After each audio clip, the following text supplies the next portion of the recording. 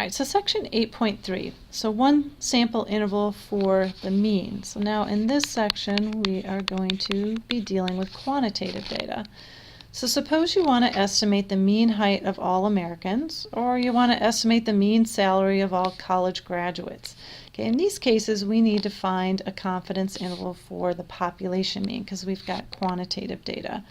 So again, we're still going to be using the same acronym, PANIC, for our 5 steps.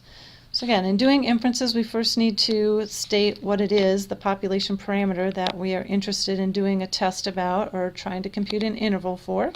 So in this case, since we have quantitative data, that parameter will be mu. So this is going to be the mean measurement of all objects.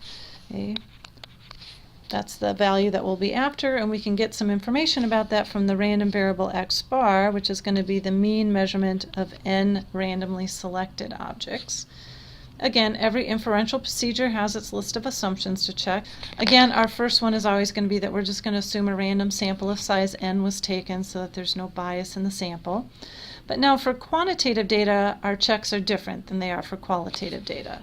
So in this case, we either need to know that the population is normally distributed, so they either tell us that or they give us data that we can then use the methods from 6.4 where we look at a modified box plot and a normal probability plot, or they give us a sample size of at least 30 and we know that there can't be any outliers in the data set for this intro course. Again, we're just not going to learn how to deal with outliers in this intro level course. So if you are given data, which many times in this section you will be, you can then run the test from 6.4. So you can make a modified box plot, make sure it doesn't have any outliers to it, and then make a normal probability plot to make sure that it's roughly linear.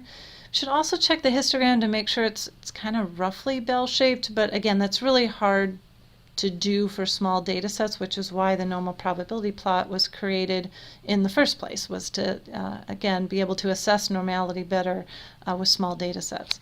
And then the last one is that the population standard deviation sigma is unknown, which again, keep in mind that is typically the case, that we would not know the population standard deviation.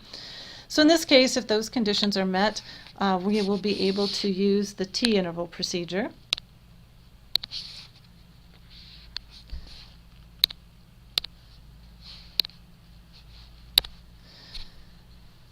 All right, so then the fourth step here, we're going to find the confidence interval. So we're going to start with the point estimate, which for quantitative data, that's going to be x. When we don't know mu, our best guess for the value of mu is going to be the value of x bar from our sample. Now that value is either given to you or you can get it from one variable stats. It's also, we're going to see this is also on the t-interval output screen. So to get the confidence interval from mu, again, we're going to go into that stat menu. We're going to arrow over to tests, and in there we're going to choose t-interval from that list of choices there. Now we've got a couple different options for quantitative data. So if they actually give you a list of data, you're going to enter that list of data first, and then you would highlight data and you would tell it what list you put that data into. Or if you're just given summary statistics, if they just give you x bar, s, and n, then you would highlight stats and just give it those 3 pieces of information. Either way, then we give it the confidence level and then we hit calculate. And then the output screen, no matter which input screen we start with here, the output screen then gives us an interval. So the first one is our interval estimate for mu.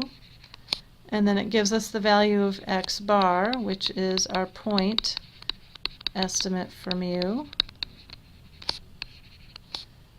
And then again, it gives us some of our other summary stat information here with the value of s and n as well from the sample data. And finally, our last step, so panic, the last letter is C, and that's a conclusion in context. So again, we're going to say we're 90% confident in this case that the mean measurement of all objects is between the lower endpoint and whatever that upper endpoint come out to be.